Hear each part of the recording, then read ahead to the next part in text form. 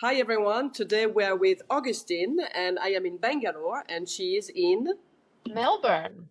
Oh, very good. So this is really navigate across borders. How are you today? Great, thanks. It looks like it's cold. It is very cold. In fact, I took off my hat for the recording, but I want to put it back on because I'm so chilly. Yeah, it's winter. It's full winter here. And Okay, well here I it's so know. hot I have to put the AC. So I we know. are in totally different parts of the world. Northern and Southern Hemisphere do that, don't they? Yes, I agree with that. So how long are you going to stay in Australia? I think I'm here about 1.5, 2 months this time. Yeah.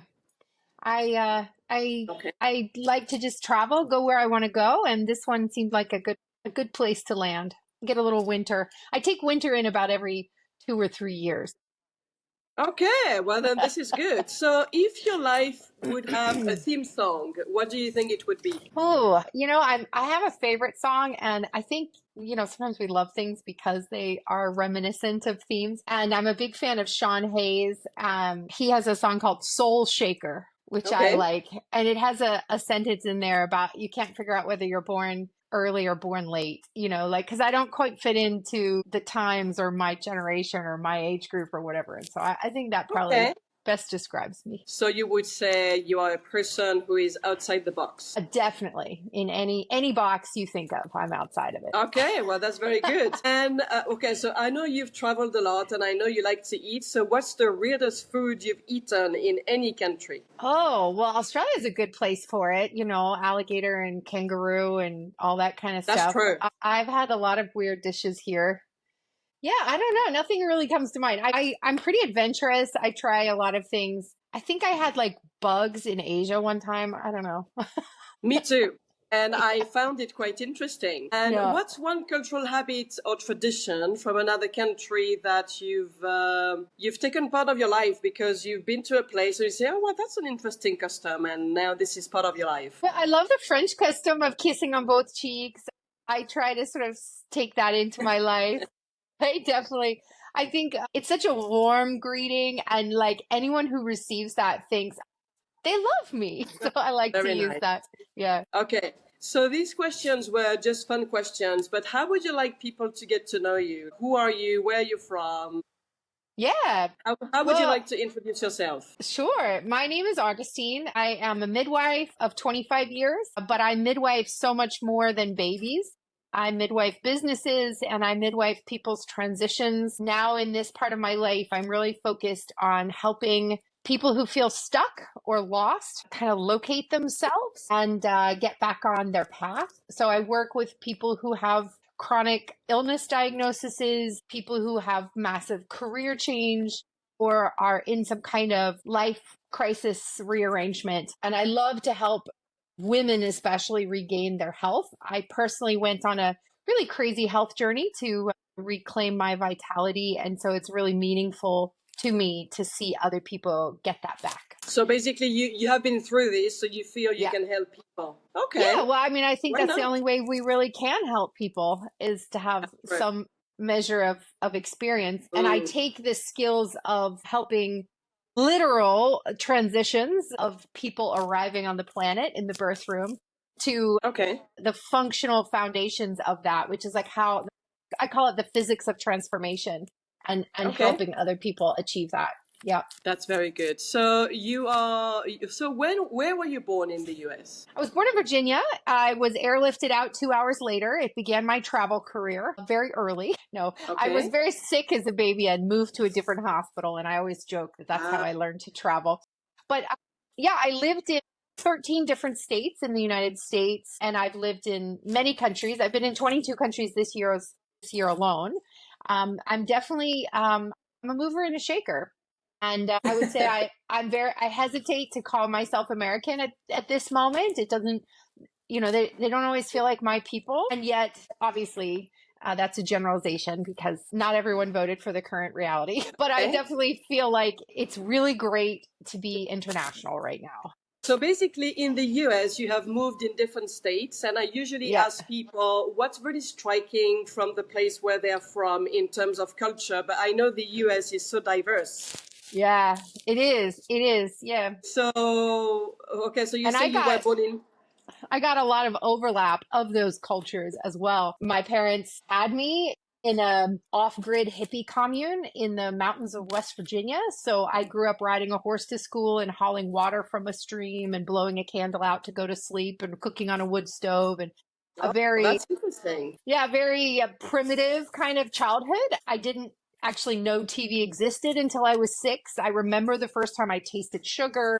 Like I had a very different kind of a childhood. And then my parents moved back to society and my mom drove a Porsche downtown and my dad ran a school. They were farmers and then suddenly switched back into like a yuppie lifestyle. And then I Okay. went to all girls boarding school on the East Coast of the US and took field trips to New York City and sang in Glee Club and like had a very other different childhood. And then I spent a year in Europe and then I went to the College of Charleston in South Carolina and I majored in sociology. So I studied a lot of different cultural histories, That's got good. married, had a bunch of babies. And then I moved from New Jersey to Oregon and got really sort of steeped in the West Coast of the US. And I loved the freedom and obviously the geography of the West Coast. But, you know, the US is just not big enough for me. I had to keep going west. And I did for another 7 years and made it back to Scandinavia, where I had kind of started my travel journey. So I officially went around the world. And now I've done it probably 10 more times. So, one of the aims of this podcast is to focus on culture. Yeah. What's something in your American culture that you feel is really striking, and if people would come to this place, they would have to know? Yeah, I think one of the most striking things about the US culture is its individualism. Not Okay. only does it happen, but it's highly encouraged that everyone is totally independent. You're independent from class, you're independent from the family of origin, you're independent from your husband, you're independent from the school you graduated from. Like you are meant to stand on your own 2 feet and be an individual. And if Okay. you don't do that, it's very frowned upon.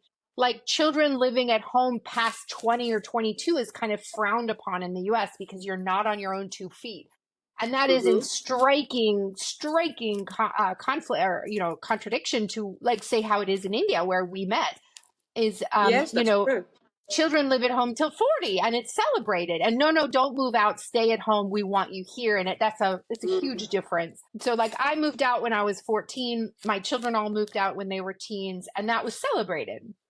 And I think that's a very different kind of cultural expectation. That's true, because if we talk about India, is all about community. Like Well, in a same family, house, really.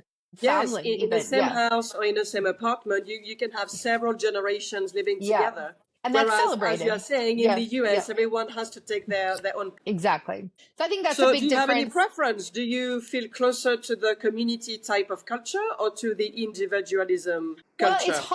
it's hard to unlearn a lot of that early programming, I would say. I mean, that's what we do as adults, I think, is try to unlearn some of the things we were taught. And certainly I have done a lot to embrace the family we choose and community. But I would say there's still a lot of hard-baked individualism in me. And I try to blend it. I mean, I have great communities in many places around the world that I drop into and really enjoy my time with them. But Mm-hmm. I also really love my travel, my alone time, my striving. I'm an entrepreneur and have been since I was 15. So I build businesses and I do love that kind of rugged individualism. I Yes, do so you ascribe are to that. Yeah. someone who likes adventure in all sorts of Yeah, areas. exactly. Yeah, So, definitely. yes, so now, since you are saying you are an entrepreneur since a very young age, so Yeah. you have done businesses with different cultures. And we Yeah. know that from one culture to another, people don't do business the same way, they don't communicate the same way. So, when you are trying to do business with someone from a different culture, like how do you figure out how to negotiate with them or Yeah, how it's to been a communicate? challenge for I sure. know. Yeah. So, did you find that you had a biggest time with a particular culture, that this particular culture, you're like, I can't really figure out how to deal with them? Do Yeah, you I have had a any really hard time with example? Danish culture, actually. Scandinavian culture, a lot of it is built on sarcasm. And They love it. They feel like it's the highest form of wit. And any way that you can kind of like barb each other, it's like, you got me. That was like a mortal injury for me. Like, it was Oh, very so hard you for didn't me. like it? I have a very hard time. I grew up in a family where sarcasm was the lowest form of wit, and we were actually Okay. punished if we used it. And so it was like Okay. very hard for me to be there. And I'd be like, wait, what did you say? And they were like, oh, I'm just joshing you. And I'm like, oh, God. So Okay, that was yeah, very hard. because what you're saying is connected to what a lot of American friends told me. In the US, people are kind of diplomatic, like they don't want to hurt people. Definitely. So this That is the is another, opposite what exactly. you were used to. So They're bonding over it, you know? even though you have traveled a lot and you've met a lot of people from different cultures, in a way, you're still very American, which is not a criticism. It's hard to Like, unlearn some of those yeah. things. I would take it very personally. It happens there, yeah. Now, in Aegis, there was a big striking difference between your way of doing business and negotiating and the way people do it in Asia. Do you have one country in particular you would like to? Yeah, well, I mean, most talk of about? my business focus has been in India. Obviously, I've had a little experience in Indonesia and some other places, but I have participated in running and starting businesses in India. And I would say the most shocking difference for me, from my perspective, was how they don't always say what they mean. And that was a really kind of confusing situation. Like, for instance, it's kind of a well understood truth that Indians say yes when they mean maybe. And they see maybe when they really mean no. And they never say no. Like, they will always find a way to be positive-ish. I think this comes probably from colonialistic days. No might get you in a lot of trouble because of the powers that be. And so they were always finding a way to like make nice Okay. and keep things like harmonious. And so I kind of know where this came from, but it's very confusing when you don't say what you mean to say, you know. So that was been hard, both in personal relationships and in business relationships. That has been a challenge in Asia. Yes, but I don't think it's only India. In Asia in general, saying Yeah. no could be very challenging for Yeah. people. And they will tell you something to make you understand they mean no. But if you're not used to it, Yeah, you can might not get misconfuse. it. Yeah, exactly. Yeah. If you're literal, like I'm a very literal person. I know you are a very literal person, Avi. And Yes. it took me a long time to kind of retrain my brain and be like, that doesn't mean what you think it means. That's true. And this Yeah. could lead to misunderstanding, lost in translation. So, do you Exactly. have any example of lost in translation moments that you lived, you know, in Asia or in Europe or with any other cultures? Oh gosh, there's probably 100 of them. I would say I've done a number of births in India. I was involved in opening hospitals in India. And so I've been a part of some really intense situations. And in those intense, they're physical, they're familial intense, they're spiritually intense. Like, a new human is coming into your family. It's a big deal. And so in those situations, I tend to go very, very direct, very literal, very clear, because misunderstandings can be really traumatic in those kinds of situations. Right. And that kind of directness sometimes is very offensive to Indian families. Women who are in hard labor, like, they're doing their own thing, right? But the father or the mother-in-law or something, they might be like, oh, okay, I'm just saying it how it is, you know, but that can be very intense. And then the reverse of it is that I hear lots of stories of women who are birthing in the hospital and getting the very typical rounded, no sharp edges, very kind of ambiguous communication from the doctors, and then end up with a cesarean. I really don't know how that happened. And it's because they're just kind of moved along through a system, told niceties and platitudes, and not actually communicated with. So I understand nobody wants to hurt each other's feelings, but you know, I will maintain that clarity is always the best policy, even though it gets me in trouble sometimes. For a number of Westerners, being clear is what we think is the norm. But in Asia, it's offensive. I don't think this is the norm. No, so it's offensive. This is where the lost in translation happens, and the misunderstanding as well, because you don't mean to be rude to this person, but they think you are rude when you're actually not. Yeah, learning curves there. Yep. Whenever you travel, did you try to learn the language of these places? Because people say if you try to learn the language, it can help you to integrate better. Or did you Yeah. all speak English and that was the only language you were speaking? No, I really love to adopt as much of the community, the culture, the language as I can. I'm not a polyglot. I don't learn them fast like Okay. some travelers I know. But I did become fluent in Danish when I lived there. And I think that really helped. I could understand that when they were saying the sarcasm in Danish, it actually didn't hit as hard as when it was translated into English. So that was an interesting discovery.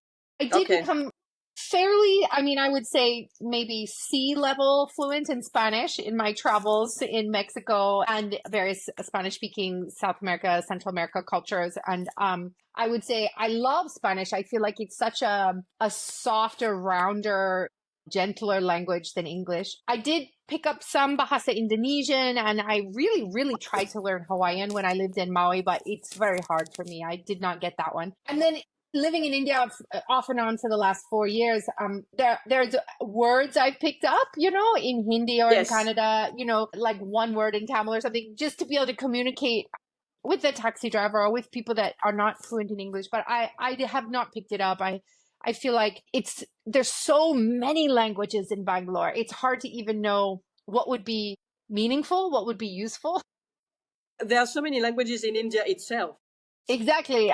The whole, I mean, what did they say? Like 600 languages or something in the country? It's extraordinary. I have recently done a reading and they say there are 22 official languages plus hundreds of dialects. Yeah, maybe it's the dialects. Languages. Yeah. So, yeah, I feel like I've learned enough to be able to pick it out. So in my travels, there are a lot of Indians who also travel. And it feels like home to me now because I live there. And so I stand in line and I hear some group of Indians talking and I'll listen and I'll listen. I'll be like, oh, that's Telugu. And then I'll listen some more and so hear someone else and be like, oh, that's Hindi. I can hear the sound that the language makes. I don't know the words. And maybe if I spent more time, I would pick it up. But I can identify it. And many, many times now I've been, are you speaking Telugu? And they'll get so excited because someone recognizes the language. Because you recognize the language.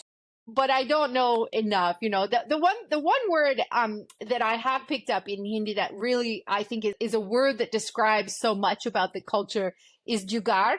You know, Jugaad is a word that I think loosely translated in English would be like rig or MacGyver it. And kind of basically you make do with what you have. Like that's the definition of Jugaad. And I would say that is the best cultural definition of the whole Indian culture that I have discovered is people are just literal experts at making do with what they have. And generally not complaining. I have just been so amazed at, you know, I've made some very close friends. I've been present at very emotional moments in people's lives. And I've lived in a community, not in a gated Western community, but like right in a neighborhood. And I've learned a lot. And I would say I'm just so extraordinarily impressed with the Indian can-do attitude. Like I have never seen anyone in India like give up. And I would say I see that all the time. I see it in myself and I see it in my American friends. They're like, oh, I can't, it's too much. And like, I've never seen an Indian even utter anything close to that. I think this is what I enjoy very much about Asia is the flexibility that we don't have in the West, for example. Yeah, exactly. Yeah. And being in Asia for so long, I think I would have big trouble to work in the West. Because for me, when I go back to the West, everything is so slow. Shops are closing early. Yeah. People are not as flexible as they are in Asia. So I think I would need some time to adapt if I would go back to the West. I mean, you call the bank and they're, oh, we'll come to your house, madam. You know, it's like, yes, what? this is true. That would and I never was so happen in the surprised when this was happening. Or even some papers you have to sign. We'll send it over. Come to your place and you sign it. Exactly. What I like about Asia in general, this is the convenience. They are trying to do things to make your life more convenient. Whereas it's funny because it's a contradiction because it's not always that way. You know, like there's certain parts of the society that are deeply committed to customer service. And the other parts, they're like, wait. So I think But it's also, both. there's something I have noticed in India. I don't know if this happened to you because you are talking about customer service. Whenever I was somewhere and they would ask you to write a feedback or to give stars, they would tell you, could you give me 5 stars and give a good comment as a feedback? And Always, I'm like, but always. my Yes. feedback is what I choose to say. But if you tell me this is what I have to do, then it's not authentic feedback anymore. But maybe this is my Western point of view. Yeah. Because Yeah. for No, the me, concept is feedback definitely to is ask for what you want in Asia. Ask for what you want. yes. But Yes. and this is an interesting cultural topic to talk about, feedback. Because from one culture to another, we don't give feedback the same way. Like in my country, for example, France, the word feedback doesn't really exist. We use the Yeah. English word. Yeah. And people feel very uncomfortable when they have to give feedback in my country, whether this is in a social life or at work. But I feel in the US, this is more part of the culture. So how do you feel people give feedback in the US? Americans especially have this almost toxic form of positivity. I would call it toxic positivity, where they are couching all of their feedback with these. In fact, they even call it sandwich feedback, where they give you something positive, then something negative, then something positive, because they're Okay. trying to like soften the blow, right? So Okay. a lot, I mean, certainly you get feedback in the form of the middle finger or someone screaming an obscenity. Sometimes it's Yeah. like that. But especially if you know the person, the feedback will try to be like, kind of maybe you should think about da da da da da, and it's all couched Okay. in this language that tries to soften the blow. And so I think when you come from an Asian perspective and you hear that, it feels like just nice, like, oh, they're so nice, right? Because you Yeah, don't that's always true. hear the kernel of feedback. And if you come from American, like you're trained to pick out the negativity because everything is trying to be positive. So when you hear the negative, you're like, oh, that's a kernel of truth. So it's a different kind of a listening apparatus, I would say. The other thing is that Americans also have euphemisms or little phrases that they say that mean different things. The famous example of this is, "Oh, bless your heart." Oh, I've never And heard this this is, one. you have it. Okay, well, this is like every Texan knows this phrase. Bless your heart. Oh, So bless what his does that heart. mean? It means go with God and also you should be shamed. Like, Oh, I've it's like never this, heard this. like a lot of people say it's like a very soft way to say F you. So you say bless your heart and it's not positive in the Not at oh, all. You're actually well, that's an talking kind of interesting shit one. about them. This is good to know. If someone tells me Exactly. this, it means Yeah. that okay, that person is not saying something positive to me. Well, they're basically they're saying something positive, but they're judging you behind them, right? They're Oh. like, "Oh, bless his heart," and in the back of their mind, they're thinking, "I don't know what's wrong with him. Why doesn't he try harder?" Okay. Well, that's good to know. Yeah. I And learned if you, something today.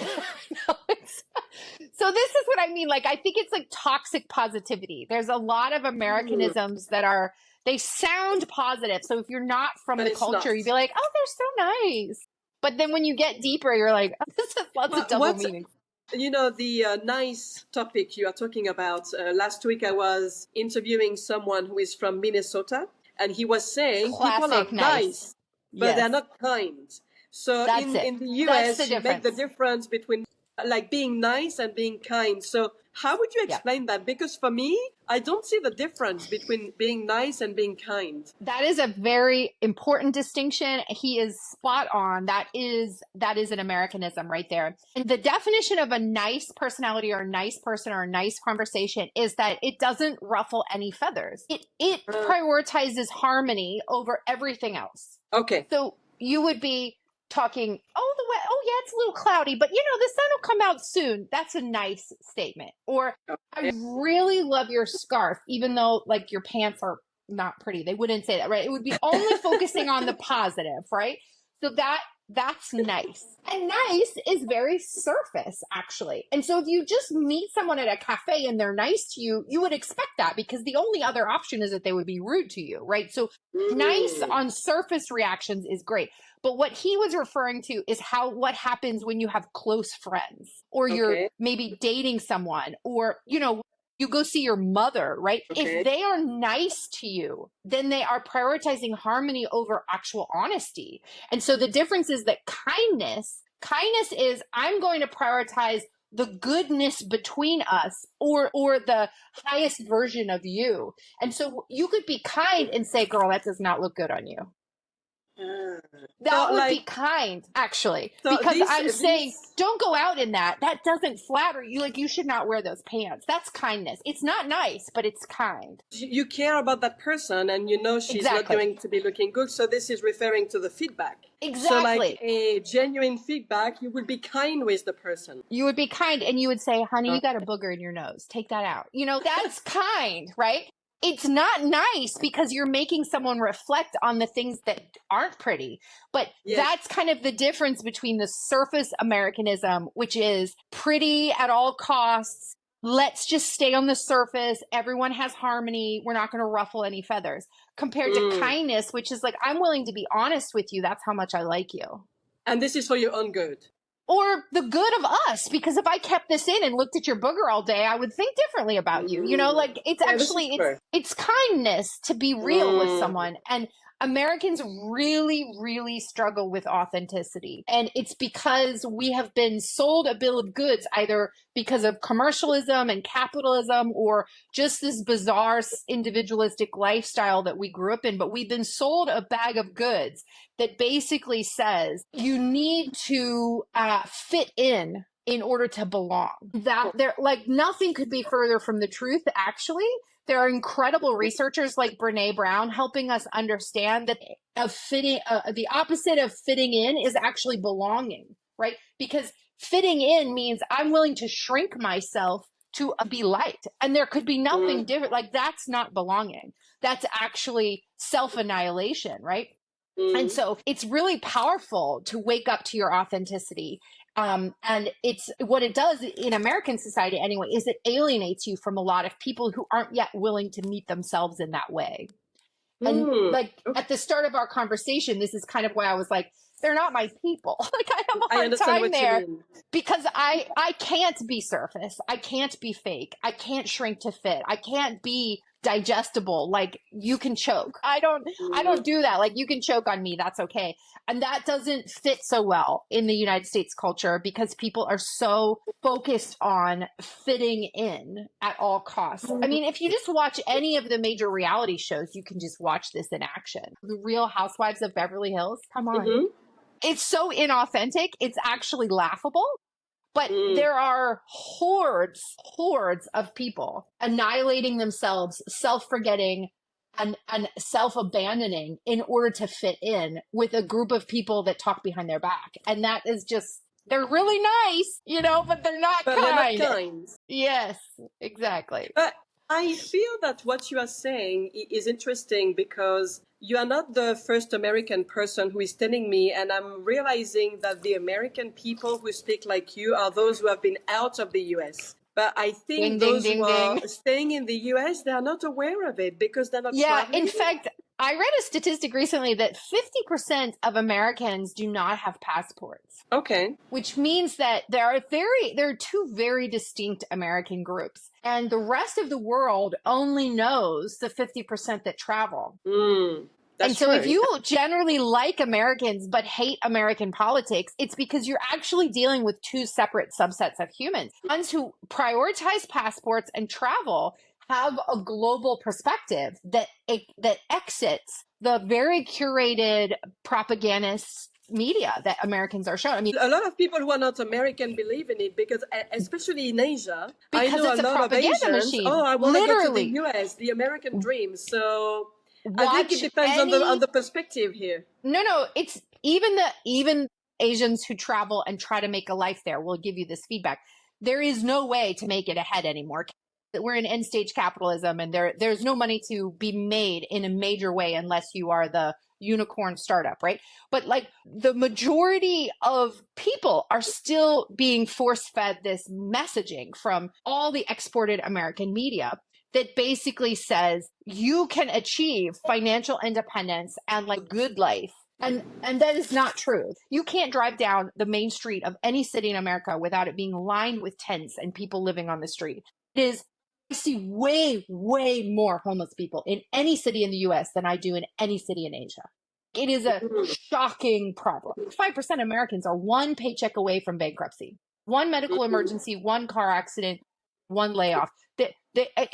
We're at crisis levels all over the globe. And in the US itself, people are still thinking, I've got to work hard and I've got to show up like I'm in competition with all my neighbors. And so it makes Americans who only live in the US sold on this America is best, we're the greatest, which is not true under any metric. I mean, literally, child education, sex workers, maternal outcomes, wealth, poverty. I mean, any metric you look at, the US does not rank first.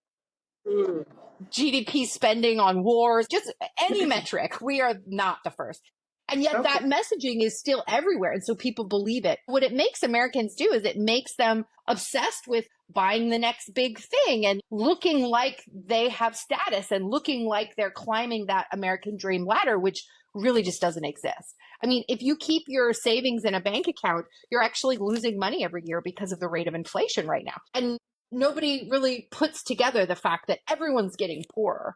And it's really a crisis, I would say. And the messaging keeps pumping out. And so unless you leave the US, you aren't aware of any of this. When I go back and I speak to some of my hometown friends, they're like, wait, what?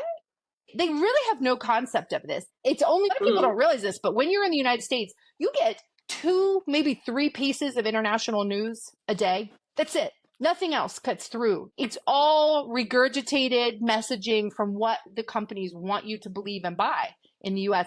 And we don't get any international curiosity. And I think that's a real tragedy because people live their whole lives being nice and chasing a dollar that's getting less valuable. And they don't really conceptualize really what kindness tells you. And kindness tells you it's kind to actually change your mind.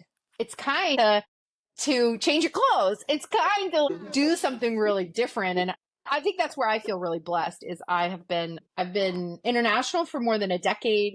And I've been internationally focused my entire life. And I feel like I got out of jail free card because I get to see things from a perspective most Americans will never. And unfortunately, a lot of people are not that curious, but either way, I feel blessed to be a global citizen. International. Yeah, definitely. Okay. All right. Well, it was a very nice conversation, Augustine. It was very nice to see you, and I cannot wait to see you back in India. Yeah. You have a good Sunday. Yes, the sun is coming out, and I'm going to go out on a walk. Okay. Well, you should do that. Even though it's cold, you should not stay inside. You have a good Sunday, and I will talk to you soon. Bye, Dottie. Thanks. Bye.